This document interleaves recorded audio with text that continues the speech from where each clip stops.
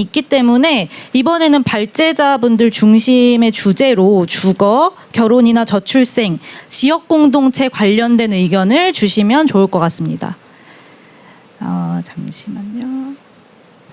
여기 앞쪽에 초록색 옷 입으신 남성분. 안녕하십니까.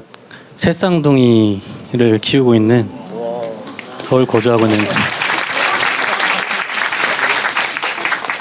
제가 자발적으로 낳은 세 자녀는 아니지만 이렇게 많은 축복과 박수를 주셔서 감사드리고, 제가 뜻하지 않게 어떻게 보면 하늘에서 내려온 새쌍둥이 아이들인데 낳고 보니까 너무 힘듭니다. 이게 지금 벅차오를 정도로 힘들고, 끝나고도 이제 어린이집에 하원을 또 가야 되고, 그나마 저는 좋은 나름의 이제 직장과 와이프도 이제 재택근무를 하고 있어서 그런 환경적인 게 되다 보니까 저희 둘만의 이제 힘으로도 육아를 이제 버틸 수 있는데, 이제 아이를 낳으신 분들이나 낳을 그런 예비 부모님들, 이제 현재 복지 정책과 이런 것들을 생각해 봤을 때는 아이를 낳는 게 오히려 부담을 넘어서 두려움을 가질 수도 있을 것 같습니다. 그렇기 때문에 이제 저출생 시대라고 하지만 이제 직접적으로 몇 년 동안 경험을 해본 바로서는 이런저런 복지 정책들과 이제 지자체에서도 정부에서도 이런저런 복지 정책들이 있는데 실질적으로 체감되는 그런 정책들은 많이 있지는 않는 것 같습니다. 뭐 예를 들어 이제 끼케야 공공 주차장 지원, 그다음에 전기, 수도세, 가스비 지원 나오는데 이제 처음에는 15% 20% 한다길래 그 정도면 되게 부담이 덜 되겠다 싶지만 한도치가 있더라고요. 이제 이런 예를 들어 가스비는 15,000원. 되게 미미한 상황이다 보니까, 게다가 또 아이들이 이제 나이가 들면서 오히려 아동수당이라든지 이런 것들은 나이가 들면 점점 더 비용적으로 부담이 되는데 오히려 금액이 더 줄어듭니다.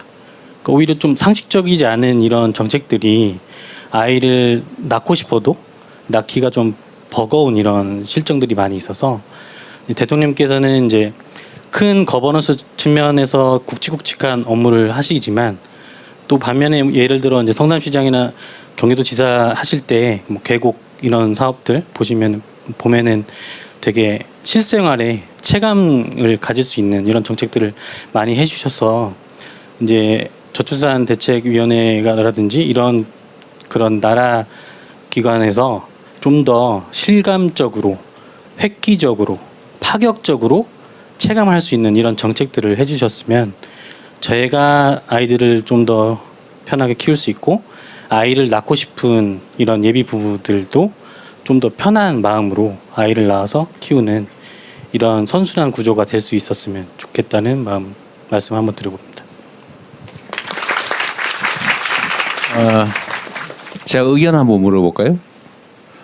지금 제가 관심 가지고 있는 것 중에 하나가 정부 정책이 너무 종류도 많고 편차도 크고 찾아보려면 머리에 쥐가 날 정도예요.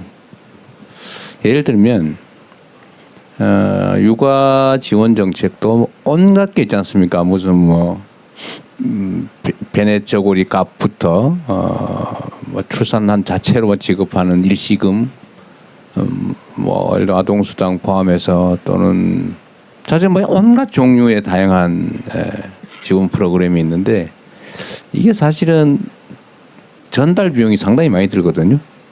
예를 들면 공무원이 업무도 처리해야 되고 물건 사서 주는 거면 물건도 사야 되고 그 물건 구매 과정에 부조리도 발생하고 나 이 물건보다는 차라리 현금을 주면 더 좋은데 등등 이런 것들이 있어서 제가 고민하는 것 중에 하나는 이걸 통합해서 현금 지원을 좀 늘려주면 어떻겠냐. 이 사람들이 현금 지원한다고 하면 저를 자꾸 포퓰리스트 취급해서 그런데 예를 들면 물건을 사서 주면 안 필요한 사람들이 있잖아요. 그보다 더 기묘한 걸 살 수도 있는데 그걸 왜 정부가 선택을 해가지고 선택의 여지를 뺐냐. 차라리 그 예산으로 현금으로 예를 들면 지역화폐로 주든지 이렇게 하는 것이 낫지 않냐. 근데 본인은 어떠세요? 예를 들면 이런저런 막 온갖 명목의 복잡한 지원을 물론 이게 유용성도 있습니다. 꼭 필요한 사람만 제한적으로 쓰게 하는 효과도 있고 또 귀찮아서 안 쓰면 그만큼 재정이 절약되기도 하고 사실은 있는데 이런 걸 통합해서 그냥 내가 선택할 수 있게 가장 선택하기 좋은 건 현금이니까 그렇게 하는 문제에 대해서는 좀 어떠세요? 전적으로 동의하는 바이고 최근에도 이런저런 복지 파편화에 대한 이슈가 기사로 접했었는데 결국 육아 이 부분의 문제 해결은 어떻게 보면 뭐 속물적인 말씀일 수 있긴 하지만 결국 돈입니다.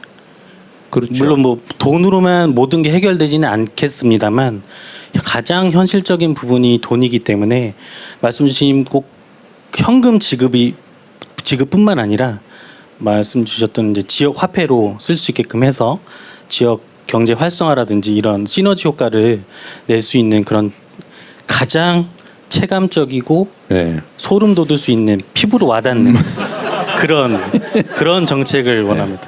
우리 정경 장관님 지금 복지 정책 숫자가 대충 몇 개쯤 돼요? 중앙 정부 것만 대충.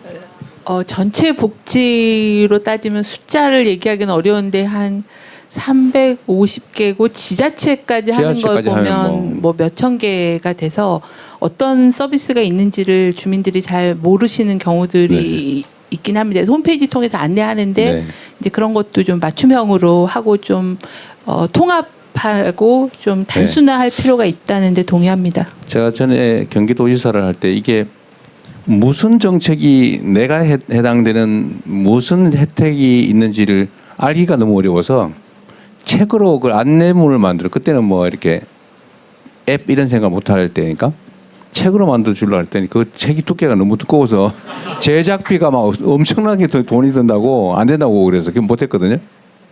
근데 이게 예를 들면 중소기업 정책도 한성숙 장관 계시지만 마찬가지잖아요. 뭐 650개라든가 중소기업이 지원받는 정책이 도대체 650개 보는 데만 며칠 걸릴 것 같아요. 560개예요? 650개가 아니고 내가 잘못 기억했구나. 어쨌든 여러분들 의견 한번 물어볼게요. 그냥 이것도 예를 들면 온갖 정책들이 나눠져 있어요. 예를 들면 장애인 정책도 뭐 물건 사주는 거 뭐 온갖 것들이 있는데 이걸 차라리 가능한 범위 내에서 통합해서 본인이 선택할 수 있게 현금으로 통합해서 지원하는 거 어떻게 생각하세요? 괜찮아요? 근데 혹시 이게 좀 다양하게 특성에 맞춰서 이렇게 세부적으로 하는 게 낫다. 내가 질문을 너무 한쪽으로 몰았나요? 어쨌든 알겠습니다.